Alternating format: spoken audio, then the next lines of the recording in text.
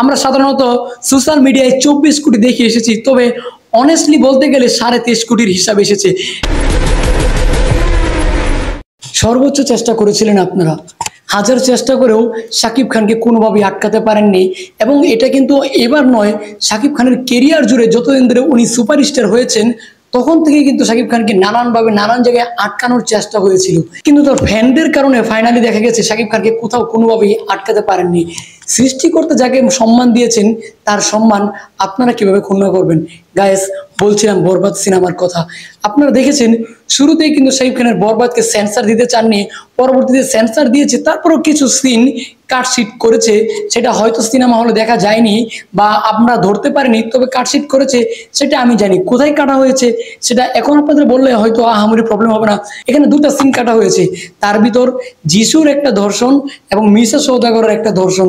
এই ধর্ষণগুলো কাটা হলেও সিনেমার কিন্তু কোনো ক্ষতি হয়নি, কেননা দর্শন কেটে দিয়েছে, এটা জাস্ট মানা যায়। ওটা ছিল পুরনো কথা। এখন নতুন কথা হলো, শাকিব খানের শো কিন্তু ছিল 45টা, সেখান থেকে কিন্তু পরবর্তীতে শুক্রবার দিন শনিবার দিন কিন্তু 28টাতে নিয়ে এসেছে। গ্যাস, এই যে 28টাতে শো নিয়ে আসলো কেন? শুধুমাত্র শাকিব খানের সিনেমাটা যেন বিজনেস কিছুটা ডাউন হয়ে যায়। এখন কথা হচ্ছে, আপনারা অনেকে বলবেন যে সিনেমা হল মালিকের এতে লাভ কি? এতে তো সিনেমা হল মালিকদেরও লস। গ্যাস, লাভ কিছু আছে, কেননা এখানে একটা পার্সেন্টেজ আছে, যে পার্সেন্টেজটা বরবাদ সিনেমাকে দিতে হবে।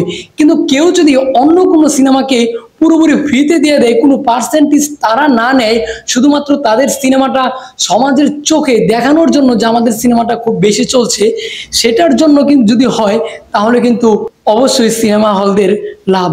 যাই হোক গাইস, এটা ছিল একটা কথা। কিন্তু শাকিব খানের সিনেমা কোনোভাবেই তারা পিছনে ফেলতে পারেনি এবং পারবেও না, সেটা কিন্তু আজকে প্রমাণিত হয়ে গেল। আপনি একটা জিনিস খেয়াল করলে দেখবেন, বৃহস্পতিবার দিন পর্যন্ত কিন্তু ক্রস কালেকশন ছিল 45টা সিনেপ্লেক্সে কিন্তু শো চলেছে এবং এক এক দিনের ক্রস কালেকশন ছিল প্রায় 60 লাখ। গ্যাস, শো কিন্তু 45টা থেকে প্রায় 28টাতে নিয়ে আসার পরেও গতকালকে অর্থাৎ শুক্রবার দিন শনিবার দিন কিন্তু এক এক দিনের ক্রস কালেকশন কিন্তু ছিল 50 লাখের উপরে।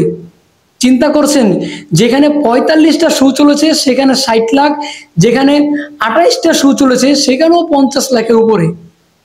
এখন বলবেন কিভাবে সম্ভব? সম্ভব হয়েছে মিডনাইট শো চালানোর কারণে। গ্যাস, শাকিব খানের এত পরিমাণ দর্শক, যদি আপনি শো না চালান, শো আপনার দিতে বাধ্য হবে মিডনাইট শোতে।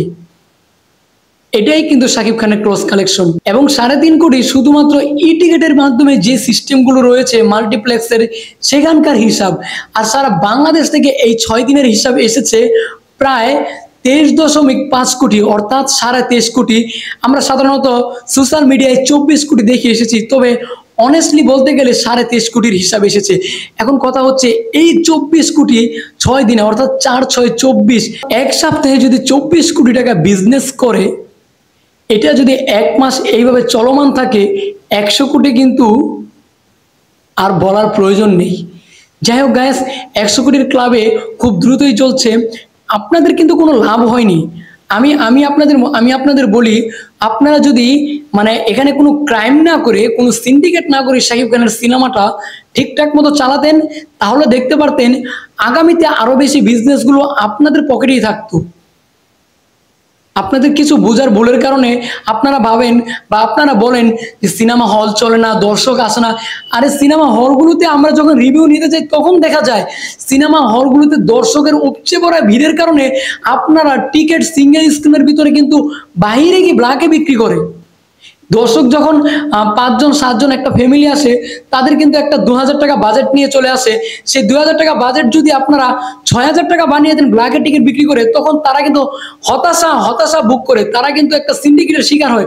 পরবর্তীতে সিনেমা তো তারাই দেখতে আসবে না, এবং তারা দেখতে না আসার পিছনের কারণগুলো তো আপনারা হল মালিকরে, আমার কাছে মনে হয় আপনারা হল মালিকরা যদি কঠোর হন, তাহলে কেউ কিন্তু ব্ল্যাকের টিকিট বিক্রি করতে পারে না। গাইস, এ সব কিছু মিলিয়ে যাই হোক, সিনেমাগুলোর আপনারা ক্ষতি করবেন না, এগুলো সিনেমার ক্ষতি হয়। বাংলাদেশের এই সিনেমাটা যেই লেভেলে হয়েছে, আমার কাছে মনে হয় এই সিনেমাটা বাংলাদেশের সমস্ত অডিয়েন্সের কাছে পৌঁছানোর পর সারা বিশ্বে পৌঁছাতে পারলে বাংলাদেশের সিনেমা হল আজকে 200 থেকে কিছুদিনের ভিতরেই 600 হয়ে যাবে। আমার মনে হয় প্রত্যেকটা হল মালিকরা বিষয়গুলোকে নজর দিবেন, নজরদারি রাখবেন। আপনারা প্লিজ দয়া করে মানে সিন্ডিকেট করবেন না।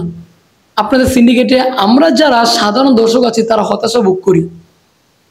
যাই হোক, শাকিব খানকে তো আপনারা কেউ মানে পেছনে ফেলতে পারেননি, আগামীতে পারবেন না সেটাও আমরা জানি। তবে আপনারা যদি শাকিব খানকে বাইরের হিরোদের মতো সম্মান প্রদর্শন করেন, আমার মনে হয় সবচেয়ে বেশি লাভ হবে। আমার এই সিঙ্গেল স্ক্রিনটা তো শাকিব খানকে দিয়ে সবসময় লাভবান হয়, মাল্টিপ্লেক্সগুলো লাভবান হওয়া শুরু করেছে এবং সবচেয়ে বেশি লাভবান হচ্ছেও। তবে আগামীতে লং টাইম একটা লাভবান হওয়ার পসিবিলিটি রাখবেন আমার কাছে মনে হয়, যদি আপনারা সততার সাথে কাজ করেন। যাই হোক, আজকের এই ভিডিওটা কেমন লাগলো অবশ্যই কমেন্ট বক্সে কমেন্ট করে জানাবেন।